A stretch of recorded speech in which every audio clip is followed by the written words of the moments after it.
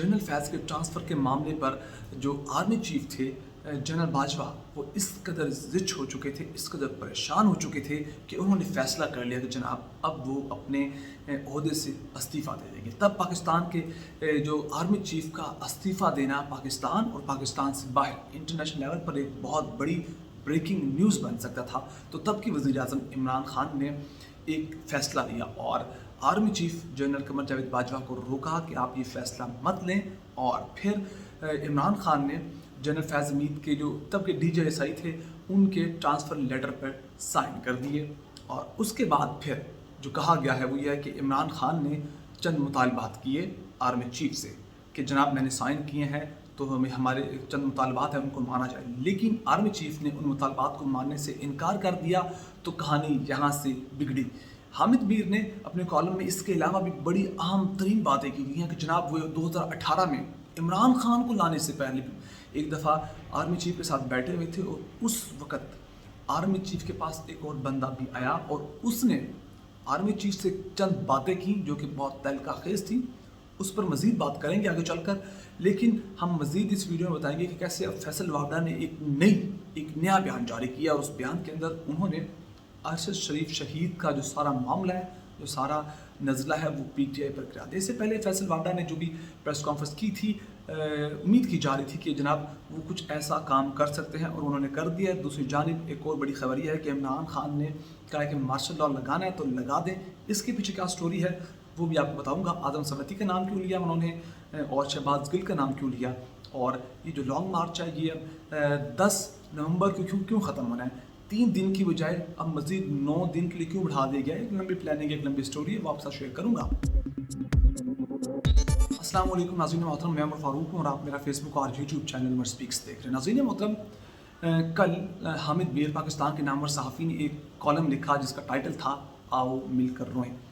इस कॉलम के अंदर उन्होंने बहुत ही तहलका-खेज़ इंकशाफात किया है। ये इंकशाफात, ये बातें किस कदर सच्ची हैं या इनमें कोई ऑथेंटिसिटी है भी या नहीं, इस पर हम बात नहीं करेंगे, लेकिन जो बातें की हैं वो बहुत ज़्यादा तशवीशनाक और हैरत अंगेज़ हैं, जिसके बाद तमाम कहानी खुलती है कि उस रात जिस रात इमरान खान को उतारा गया मामला क्या पेश आया और ये नौबत क्यों आई। इमरान खान के बारे में इस तमाम तर बातें की गई और हामिद मीर कहते हैं कि जनाब 2018 में जनरल बाजवा के पास मैं मिलने गया तो उस दौरान उनके पास एक बंदा बैठा हुआ था और जनरल बाजवा से कहा गया कि जनाब आप इमरान खान को मत लाएं वज़ीर-ए-आज़म के तौर पर, और अगर आप इसको लाएंगे तो ये बंदा आपको खून के आंसू रुलाएगा, आपको वहाँ मारेगा जहाँ आपको पानी भी नहीं मिलेगा, लिहाजा इसको वज़ीर-ए-आज़म मत बनाएं, मैं आपको रोक रहा हूँ। ये बात की गई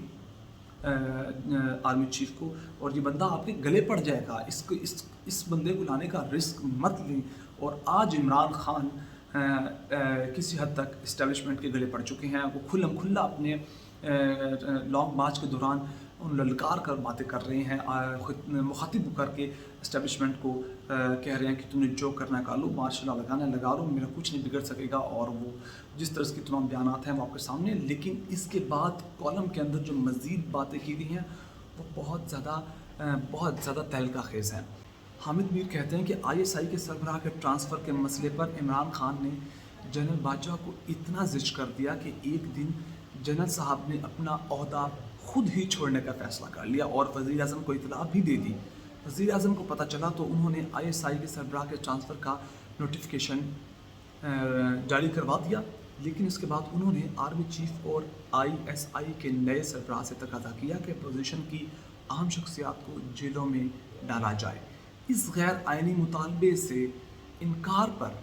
खान साहब ने अप्रैल 2022 में नए आर्मी चीफ की तकर्री का फ़ैसला किया। सारा मामला यहाँ से शुरू हुआ जब उन्होंने मुतालबात नहीं माने। इमरान खान ने कहा चले हम नया आर्मी चीफ लगा लेते हैं। ये हामिद मीर बात कर रहे हैं अपने कॉलम के अंदर। अगेन मैं कहूँगा कि इसमें कितनी ऑथेंटिसिटी है हम इस पर बात नहीं करेंगे, हम सिर्फ बात कर रहे हैं कि हामिद मीर ने इंकशाफात किए हैं अपने कॉलम के अंदर। वो कहते हैं तहरीक इंसाफ के नाराज़ अरकान के ज़रिए ये ख़बर 2022 में आसिफ जरदारी और शहबाज शरीफ तक पहुँची और यूँ अदम एतमाद का खेल शुरू हुआ। और वो कहते हैं कि उन्होंने अपने कॉलम में शहबाज शरीफ को कोट करते हुए कहा कि शहबाज शरीफ ने बताया कि जब इनकी हुकूमत ख़त्म कर दी गई तो उसके बाद بیک اینڈ پہ جب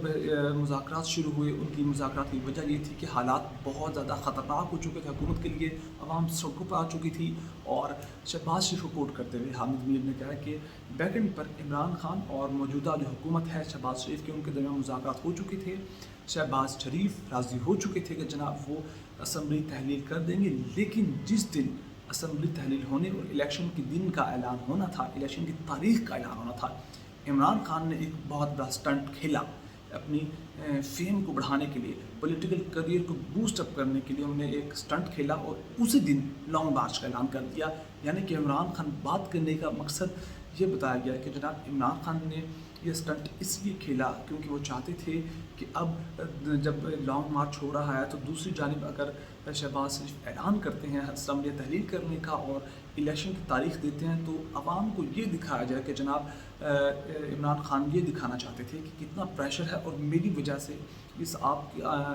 جو شہباز شریف ہے انہوں نے استعفیٰ جو اسمبلی تحلیل کر دی ہیں اور الیکشن کی تاریخ کا اعلان کیا، یعنی کہ بات کی جا رہی تھی کہ عمران خان نے ایک ڈبل کھیل کھیلا، یو ٹرن لیا، اور جب شہباز شریف اپنے اعلان کرنے والے تھے تو عمران خان نے لانگ مارچ کا اعلان کر دیا تاکہ سارا معاملہ عمران خان کے کریڈٹ میں آ جائے۔ تو اس کے بعد شہباز شریف نے کہا کہ جناب ایسے تو ایسے سی اب میں استعفیٰ نہیں دوں گا، تو معاملات کو کہتے ہیں یہاں سے بگڑے۔ ابھی اس معاملات اور مزید حامد میر نے کہا ہے کہ یہ معاملات مزید گہرے ہیں، ابھی 10% سچائی سامنے آئی ہے۔ اور اس کے علاوہ ہم بات کریں گے فیصل وابڈہ کی، تو جناب انہوں نے کہا کہ ارشد شریف کے قتل میں پی ٹی آئی کے لوگ شامل تھے، پی ٹی آئی کے اندر کے لوگ، یہ اب انہوں نے ایک نیا کٹا کھول دیا ہے جس کو ماننے کے لیے کوئی بھی تیار نہیں ہے۔ خبر یہ ہے کہ پاکستان تحریک انصاف سے نکالے گئے رہنما، غور کریں نکالے گئے، فیصل وابڈہ نے الزام عائد کیا کہ سینئر صحافی ارشد شافی کے قتل میں، ارشد شریف کے قتل میں پی ٹی آئی کے اندر کے لوگ ملوث ہو سکتے ہیں۔ اور فیصل وابڈہ نے نجی ٹی وی کو انٹرویو دیتے ہوئے کہا کہ قتل کی منصوبہ بندی پاکستان میں اور ان لوگوں نے کی جنہیں اس کا فائدہ پہنچ سکتا ہے، اور اب وہ کس پوائنٹ سے بات کر رہے ہیں وہ کہنا چاہ رہے ہیں۔ اور اس سے پہلے نون لیگ کی جانب سے کہا گیا کہ عمران خان پوائنٹ سکورنگ کر رہے ہیں ارشد شریف کے قتل پر، اور اس کو عوام کے اندر جو جذبات ہیں ان کا فائدہ اٹھا کر ان کو لانگ مارچ سے باہر لائیں، اور فیصل وابڈہ بھی شاید اسی ٹاپک پر بات کر رہے ہیں۔ اور وہ کہتے ہیں، فیصل وابڈہ کہتے ہیں کہ وقار جو بندہ وقار اور خرم جو کہ اس وقت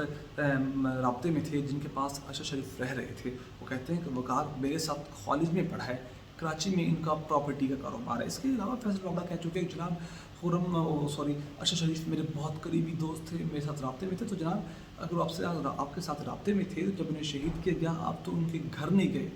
آپ تو ان کی تعزیت کے لیے گھر نہیں گئے، اتنا آپ کا قریبی تعلق تھا، اتنا آپ ان کے ساتھ رابطے میں تھے کہ جب انہیں شہید کیا گیا تو آپ نے تو ان کے گھر جا کر ان کی والدہ، ان کی جو وائف تھیں، ان کے بچے تھے، ان سے تعزیت تک نہیں کی۔ تو معاملات کہاں جا کر ختم ہوتے ہیں، کہاں سے شروع ہوتے ہیں، کہاں سے ان کی لانچنگ کی گئی، تو یہ معاملات کافی حد تک کلیئر ہیں۔ تو ناظرین محترم، اس وقت یہ تو ہم تک معلومات تھیں جو آپ کے ساتھ شیئر کرنا تھی، اور اگر آپ کو میری ویڈیو پسند آئی تو پلیز میرے چینل کو سبسکرائب کر لیجیے، بیل آئکن پہ کلک کیجیے، ویڈیو کو زیادہ سے زیادہ شیئر کیجیے، اپنا بہت سارا خیال رکھیے گا، ہمیں دعا میں یاد رکھیے گا۔ اللہ نے